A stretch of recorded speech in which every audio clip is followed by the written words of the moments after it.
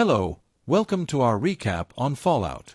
Few creatures in the Fallout universe are as instantly recognizable, or as widely misunderstood, as the Deathclaw. For years, even devoted fans have casually lumped these towering nightmares into the same category as many of the Wasteland's other horrors. Grotesque mutants born from unchecked radiation after nuclear annihilation. It's an understandable assumption. After all, the Fallout world is defined by mutation, decay, and the twisted evolution of life under atomic fallout. But the truth behind the Deathclaw is far more unsettling and far more human. Contrary to popular belief, Deathclaws are not spontaneous byproducts of the apocalypse.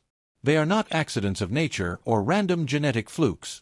They are deliberate creations, engineered long before the bombs fell, conceived not by radiation but by design. According to established lore, Deathclaws were developed by the United States government as part of a pre-war military initiative. The goal was chilling in its simplicity: to create living weapons capable of replacing human soldiers on the battlefield. These creatures were meant to be stronger, faster, more resilient, and utterly ruthless, tools of war stripped of fear, morality, and hesitation. For a long time, however, there was a lingering question within the canon.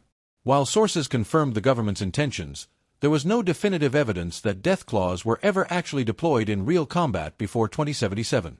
Even the Fallout Wiki has long noted that there were no official sources confirming that the U.S. military followed through on its original plan. That ambiguity left room for speculation. Were Deathclaws simply prototypes that escaped containment after the Great War? Or were they unleashed before the world ended, their existence hidden beneath layers of classified military secrecy? With the arrival of Fallout Season 2, that question is finally answered, and the answer is far more horrifying than many fans expected.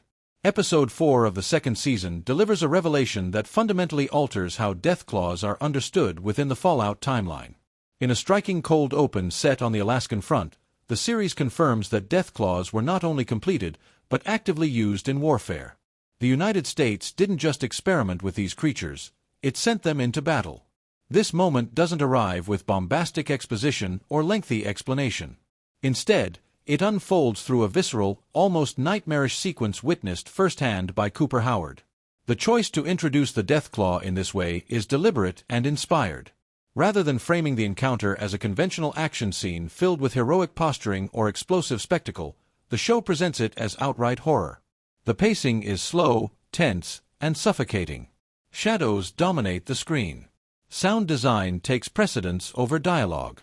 The creature is revealed not through triumphant fanfare, but through the screams and sudden silences of its victims.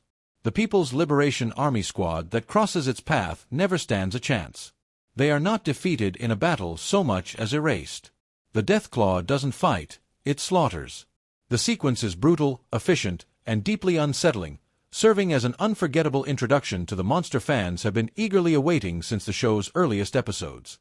After a season and a half of build-up, the creature's debut feels earned, terrifying, and entirely faithful to its reputation. What makes this scene particularly effective is how restrained it is. The show doesn't overexpose the Deathclaw or rely solely on flashy digital effects. While the computer-generated model convincingly conveys the creature's immense size and physical weight, its movements heavy, deliberate, and predatory, the most chilling moments come from practical effects. Close-up shots of the animatronic head linger just long enough to unsettle, eyes blinking with unsettling realism, jaws flexing as saliva strings between jagged teeth, snarls vibrating with animalistic rage. These tactile details ground the creature in reality, making it feel less like a special effect and more like a living, breathing nightmare. Yet the impact of the cold open extends beyond the Deathclaw itself. The sequence is layered with thematic significance, reinforcing long-standing critiques of pre-war America that have always been central to Fallout's identity. The reappearance of the T-45 power armor is a perfect example. Brought to life once again through meticulous practical design, the armor looks imposing, but also deeply flawed. Its systems malfunction at critical moments, echoing Cooper's earlier frustrations with Vault Tech and the broader military-industrial complex. This isn't a symbol of strength. It's a monument to corporate negligence and cost-cutting, a reminder that profit was prioritized over the lives of those sent to fight. Walton Goggins' performance as Cooper Howard elevates the scene even further. His reaction isn't just fear, it's dawning horror. There's terror in facing an unknown monster, But there's something far worse in realizing what that monster represents. Cooper may not immediately understand that the Deathclaw was unleashed by his own government, but he knows one thing with certainty: his fellow soldiers didn't win this fight. They were outmatched, outclassed, and effectively discarded. This realization lingers, casting a long shadow over the rest of the episode. The cold open doesn't exist in isolation, it functions as grim foreshadowing for what's to come.